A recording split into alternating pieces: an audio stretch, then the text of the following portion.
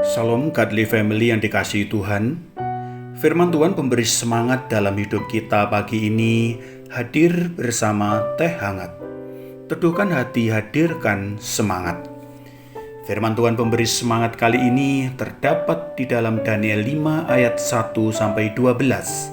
Saya akan membacakannya pada bagian ayat yang ke-12. Demikian firman Tuhan. Karena pada orang itu terdapat roh yang luar biasa dan pengetahuan dan akal budi, sehingga dapat menerangkan mimpi, menyingkapkan hal-hal yang tersembunyi, dan menguraikan kekusutan, yakni pada Daniel yang dinamai Beltasar oleh raja. Baiklah, sekarang Daniel dipanggil dan ia akan memberitahukan maknanya. Godly Family yang dikasihi Tuhan Yesus, sebagai pewaris kerajaan Babel, Belsasar tidak mau belajar sejarah dari nenek moyangnya.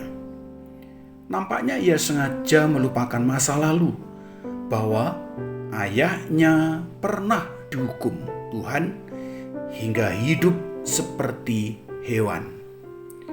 Itu terjadi karena Nebukadnezar telah berlaku sombong di hadapan Allah yang Maha Kuasa. Belsasar juga melakukan kesalahan yang sama.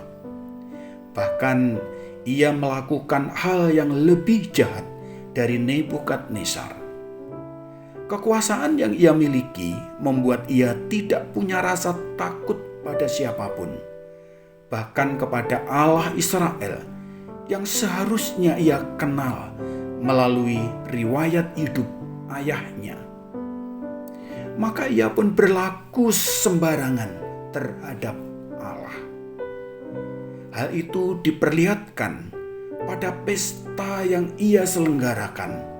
Dia mengambil perkakas bait Allah dan memakainya untuk meminum anggur. Seolah tidak cukup, ia juga memuji dewa-dewa yang terbuat dari emas, perak, tembaga, besi, kayu, dan batu.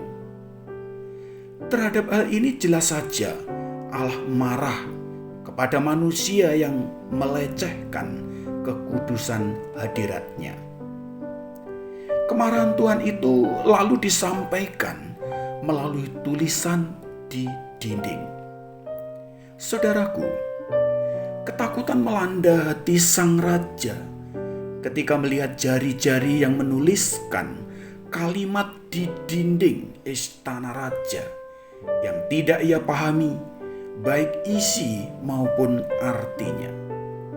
Beruntung di antara mereka ada yang mengingat Daniel, hamba Allah yang pernah mengartikan mimpi Nebukadnezar.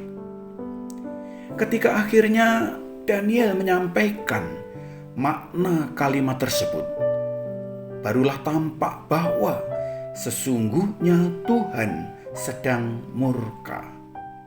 Sebagai hukuman, Tuhan akan membuat kerajaan itu terpecah menjadi dua dan maut segera akan menjemputnya.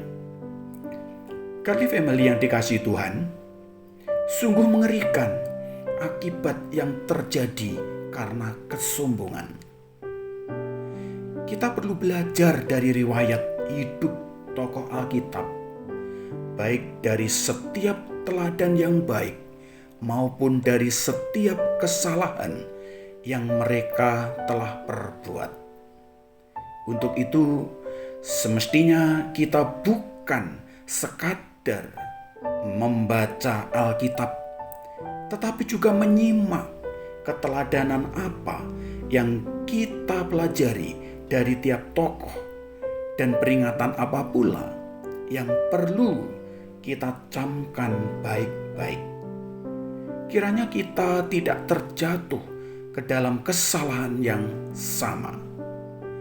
Biarlah hidup kita akan terus diasah sehingga semakin sepadan dengan Kristus dan kebenaran firman-Nya. Mari kita berdoa. Terima kasih Tuhan untuk firman-Mu hari ini. Tolonglah tolonglah kami ya Tuhan, agar kami dapat hidup seturut dengan firman-Mu saja. Di dalam nama Tuhan Yesus Kristus kami berdoa. Amin.